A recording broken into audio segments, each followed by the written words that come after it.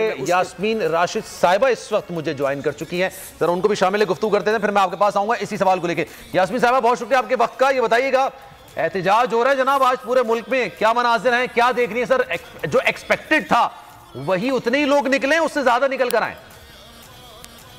इंशाल्लाह आप देखिएगा 9 बजे का टाइम दिया हुआ है, इंशाल्लाह उससे ज्यादा ही लोग निकलेंगे जितनी एक्सपेक्टेशंस है हमारी।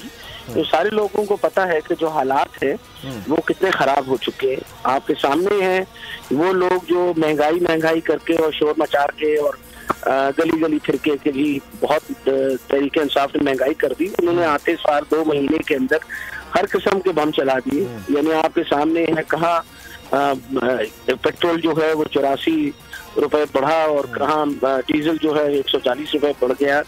आपके बिजली के नल गैस के नशे बढ़ गए, वो तो बढ़ा दिया उन्होंने सारा कुछ। और नेचुरली जब इन फ्यूल का आपका बढ़ेगा, एनर्जी क्राइसिस आएंगी, उसके साथ सारी बाकी भी हर चीज इफेक्ट होती है। खरदोनोश की चीजें जो है उसी तरह इफेक्ट हो रही है। महंगाई हर तरफ इस वक्त आसमान से बातें कर रही है, तो लोग बहुत तंग और परेशान हैं। और नेचुरली अब तो खास किस्म का एक कंपैरिजन आ गया है ना कि आज से 2 महीने पहले जब तहरीक इंसाफ की हुकूमत थी तो हालात ठीक थे। अचानक 2-2.5 महीने के अंदर इन्होंने जो तमाशा खड़ा किया और अलर्ट हुए, सब कुछ इन्होंने अनस्टेट। और जो भी है इट एक्चुअली शोज कि जो लोग आए ये सिर्फ और सिर्फ अपने हालात बेहतर करने के लिए आए, कोई मुल्क के हालात बेहतर करने के लिए नहीं आए।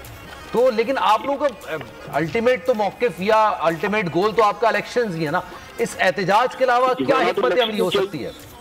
देखिए, मेरा ख्याल है सबसे बड़ी बात है जमहूरियत के अंदर एहतजाज ही होता है और कुछ नहीं होता। और माशाल्लाह ये जिस तरह के हालात इन्होंने बना रखे हैं, ये तो एहतजाज जमहूरियत में यकीन ही रखते। अगर ये जमहूरियत में यकीन रखते होते तो आपका ख्याल है वो जो लॉन्ग मार्च थी, जो हमारी पुरअमन मार्च थी, उसकी पर इतनी सख्ती की जाती है, इतनी बर्बरियत, इतना ज्यादा पुलिस करती आपके सामने है, जिन्होंने मारा पीटा 34,000 तो सिर्फ बिल्कुल आपके जो मनाज़र थे वो हमने बिल्कुल देखे थे। और हमने तो आपको ही कहा था कि जनाब आपने वाकई में बड़ी दिलेराना एक है ना मूव किया था कि आपकी गाड़ी पे जिस तरह से हमला किया गया, बर्बरियत थी, नो डाउट इसमें बर्बरियत थी। मैं कहूँगा ये रियासती दहशतगर्दी। बताइए, हाँ, ये रियासती दहशतगर्दी जो है ना, इनको आदत है हमेशा से पहले की।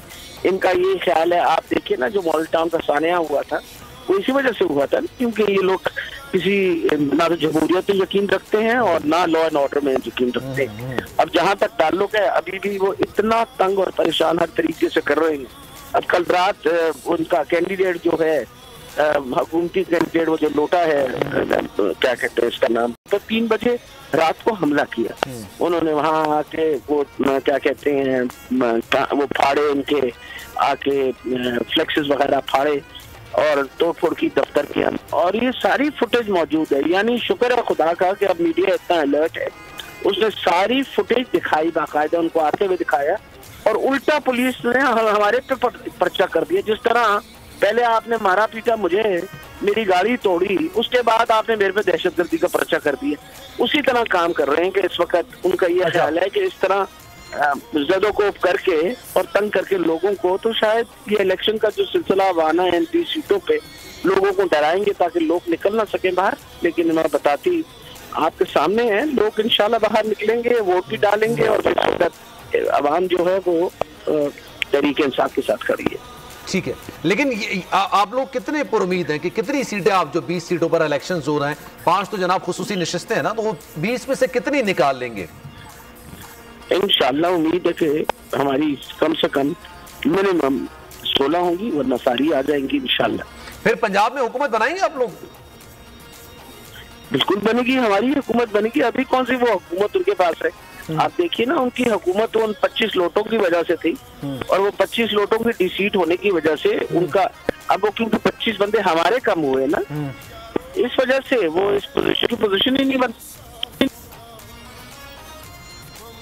आवाज आ रही है मेरी आपको?